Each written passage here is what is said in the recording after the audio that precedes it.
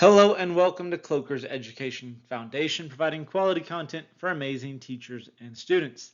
This is our World History series, and this lesson is on economic systems of exploration. Before we get started, don't forget there's a link in the description below for a set of free guided notes to this lesson and other resources on Teachers Pay Teachers. Let's dive in. There are three major systems within the age of exploration. The first is the commercial revolution that is occurring.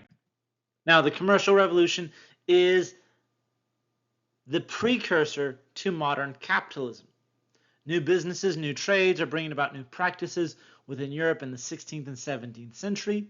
The new wealth in the colonies and the foreign trade routes are bringing wealth back to Europe.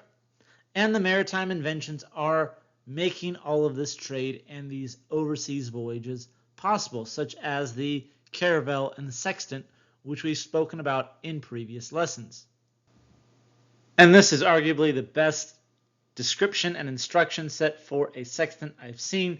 A sailor looks through the eyepiece and is trying to get the sun reflected via mirrors to be right off the horizon.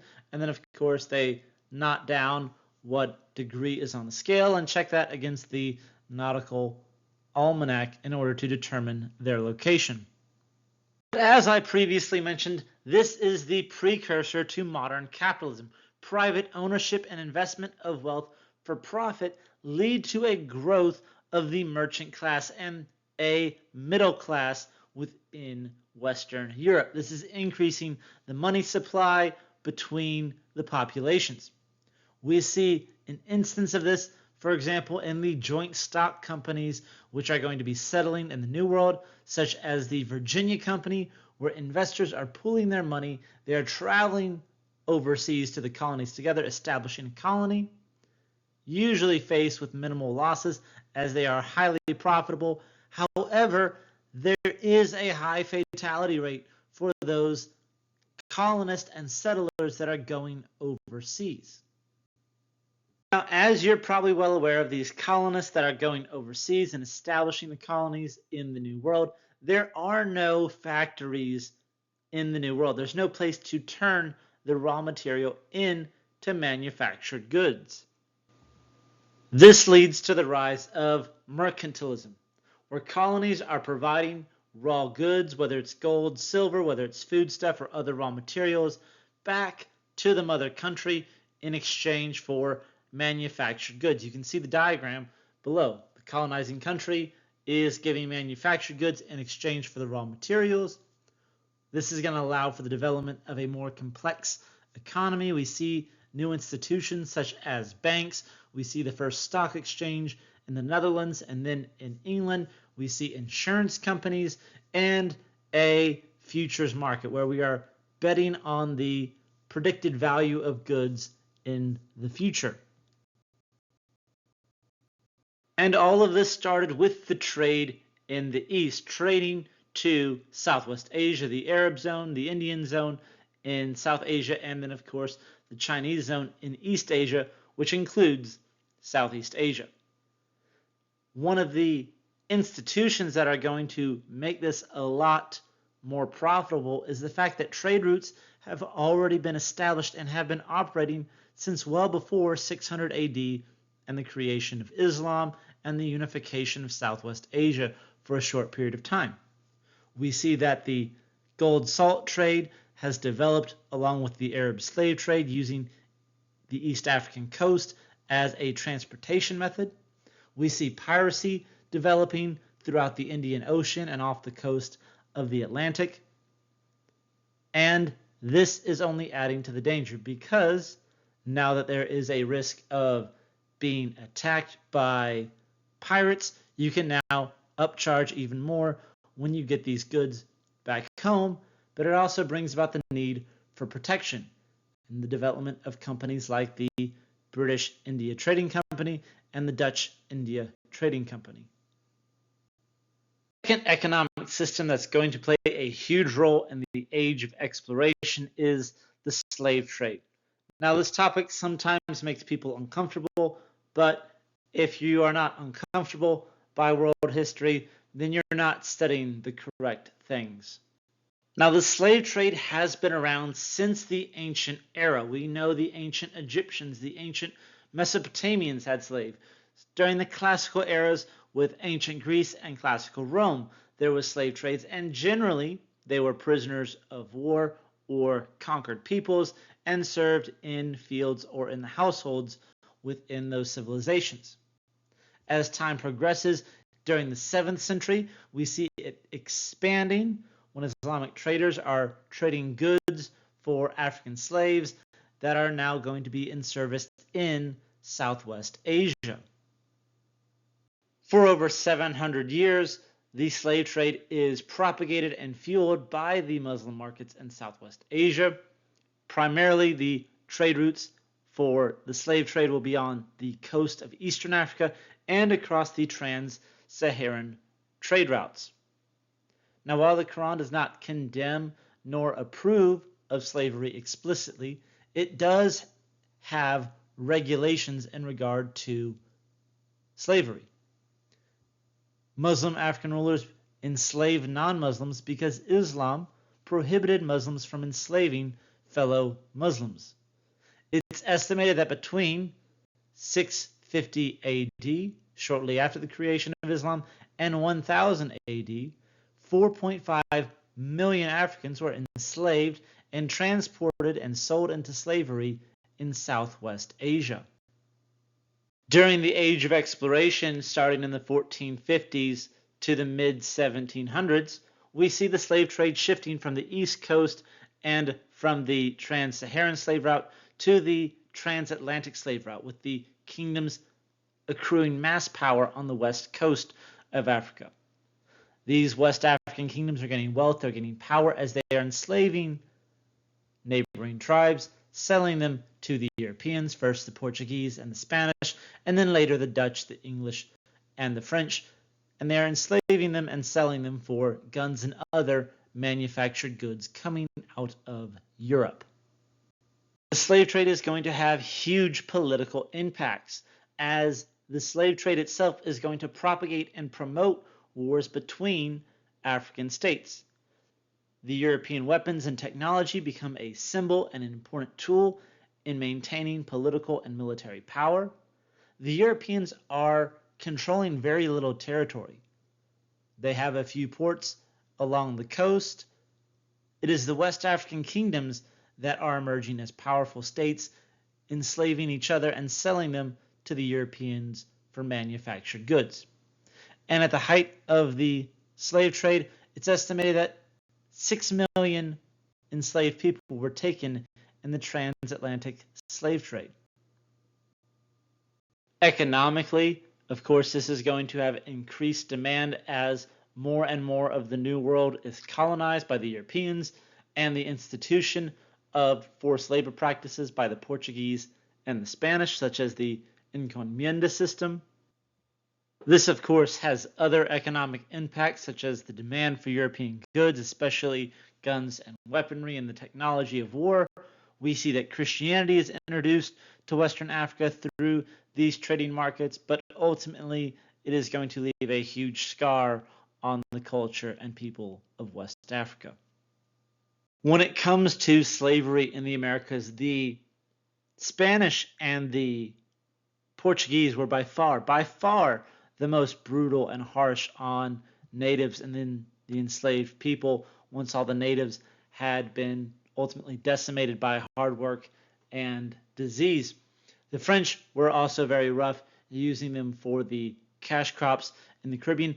The British colonies were arguably the least of all harsh when you're talking about slavery. The British relied on the agriculture of the South, producing tobacco, producing cotton, which is again going back to the mother country. That is also going to spread into rice and indigo throughout the southern colonies. But we'll start to see a unique culture developing in the Caribbean, in Latin America, with the introduction of enslaved people from West Africa, with the blending of the European culture and the Native American culture, creating a unique blend that can still be seen to this day. economic system is going to be that of the Columbian Exchange. Let's break it down. The Columbian Exchange, okay, this is starting with Columbus and the voyage to the New World. It is going to be named after him.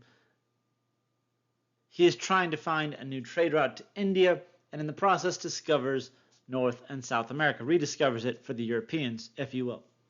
Now, this discovery, we put that in air quotes, is going to lead to a vast system of trade where goods and products are leaving Europe and Africa and making their way to North America.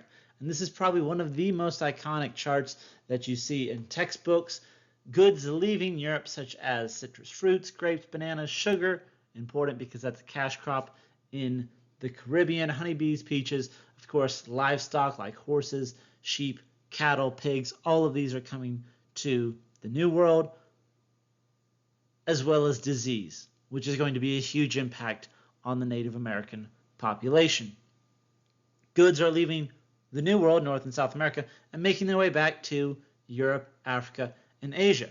Squash, peppers, tobacco, turkey is making its way, pineapple, of course, coca, potatoes, corn, beans, vanilla, and tomatoes.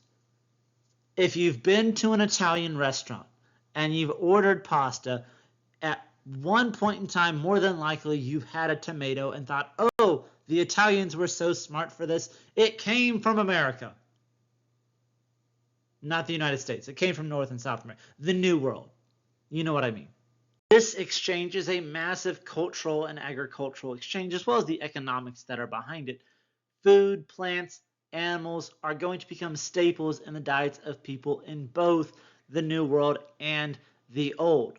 And there's great stories of how, for example, Frederick the Great of Prussia makes potatoes accepted within Germany, modern-day Germany. We have the story of the English and the fascination with the pineapple being a symbol of wealth, and the fact that the first time they ate it, they ate the bad part. It had already expired, and that was like the first time anyone had ever done it. And we see the animals, of course, being introduced into the New World, which are super important. If you think into American history with fighting native tribes out west, the fact that the horses had already been in the Americas for hundreds of years and had been incorporated into Native American culture is just another example of this exchange. Crops like corn, tomatoes, chocolate, tobacco are super popular in the Old World. There are stories of how the potato became a common staple of the German diet when the royal family made it a royal vegetable. There's the stories of the pineapple making its way back to the Old World, becoming a symbol of prosperity and wealth. If you had a pineapple, that you could rent a pineapple to show off the amount of money you had. And of course, we see the diseases from the Old World making their way to the New, absolutely decimating the Native American population because they have no natural immunity to these diseases that Europeans, Africans, and Asians have built up over centuries. Now, millions are going to attribute that Columbus killed millions of people, and that is a bit of a stretch. Now, he was a terrible person by all means. He did murder and enslave people. He used psychological warfare. I'm not discrediting that. But to say he killed millions through disease, how far back do you trace a sickness and blame it on one person? Because if you blame it all on him, well, he was paid by Ferdinand and Isabel. But if I get the flu or you get the flu, I mean, you blame it on your little sibling because they came back sick from school. But do you blame the classmates of your little sibling and their family and the friends of those people that they got sick from? Like, how far back do you go? It's a question you got to think about. So sorry for that tangent. Let's get back on track. This has massive effects for the entire globe. With the cash crops in the New World, you can see how the New World is kind of colonized and claimed by different Europeans. The Portuguese, of course, have Brazil. The Spanish get a lot because they were the first ones there. Most of Latin America, Central America as well. along with many islands in the Caribbean that they split between the Dutch and the Danish and the French and the Portuguese. And you can see how the British also claim a few and claim the coast, and the French. And this is a difference of how Europeans are going to colonize. The French are going to use rivers to colonize, while the English settle on the coast. And you can see the Russians who claim Alaska and the Danish who get Greenland. It's hugely important. They're extracting all of this food, but they're also extracting the mineral resources. And Spain is pumping their economy full of gold and silver from the New World without any regulation. And so their economy crashes because there's too much inflation that gold and silver practically become worthless. Now, the Portuguese are expanding. They, of course, have their trading empire in the Indian Ocean with India, and in Southeast Asia, the East Indies, as well as China and Portugal. The Spanish are going to colonize the New World. The population in Europe is going to boom based off the new crops because, like the potato, introducing a new starch to the diet of Europeans is going to stabilize the price of bread because not everyone's relying on wheat for carbs. The population in Europe booms. The population in the Old World goes up. The New World goes down. Native American population is absolutely destroyed by the disease, by warfare and colonization. We see the loss of culture, and in some places, like the Caribbean, we see a blend of the European, the American Indian, and African culture all developing into a unique blend, a unique mix that can still be seen around to this day. That wraps up our lesson. Ladies and gentlemen, thank you so much for watching. As always, don't forget to like and subscribe, especially if you found this helpful. Check out the description below for other resources and links. To see what's new and what's next in our series, go ahead and click here. For something you might like, click down below. And to subscribe to our channel, click here. All this and more is just a click away. I'll see you there.